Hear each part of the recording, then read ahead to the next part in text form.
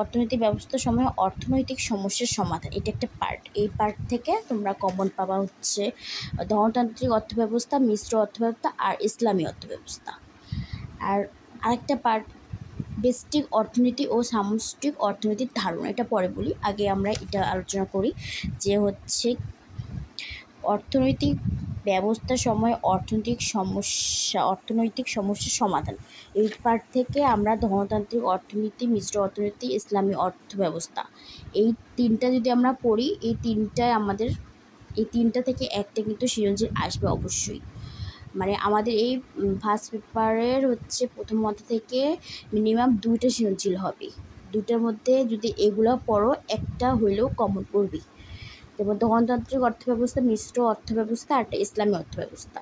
এখন তোমার কোশ্চেন আসতে পারে যে একটা উদ্দীপক থাকবে, ওখানে একটা অর্থব্যবস্থার মানে করো কিছু সংকেত থাকবে, মানে কুলু দেওয়া থাকবে।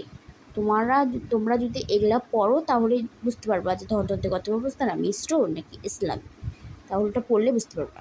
মানে গ নাম্বারে থাকবে যে উদ্দীপকে কোন অর্থব্যবস্থার কথা বলা হয়েছে। ধনতান্ত্রিকে যদি কুলু মিলে যায় তাহলে ধনতান্ত্রিক, মিশ্র মিলে মিশ্র, আর ইসলামী অর্থব্যবস্থার ইসলামী। এখন এগুলার মধ্যে ঘ নাম্বারের পার্থক্য আসবে। মিশ্র অর্থব্যবস্থা আর হচ্ছে তোমার ধনতান্ত্রিক অর্থব্যবস্থার মধ্যে পার্থক্য, বুঝছো? মানে ধনতান্ত্রিক অর্থব্যবস্থা মানে এখানে উদ্দীপকে একটা মনে করো ধনতান্ত্রিক অর্থব্যবস্থা সম্পর্কে দেওয়া আছে, আর বললো যে এই দুটার পার্থক্য লিখো, এটা আসতে পারে। তারপর আরেকটা প্রশ্ন, এটা মাস ইম্পর্টেন্ট, ঘ নাম্বার থাকবে যে বাংলাদেশের কোন অর্থব্যবস্থা অধিক হচ্ছে না, এটা আসতে পারে যে বাংলাদেশের কোন অর্থব্যবস্থা উত্তম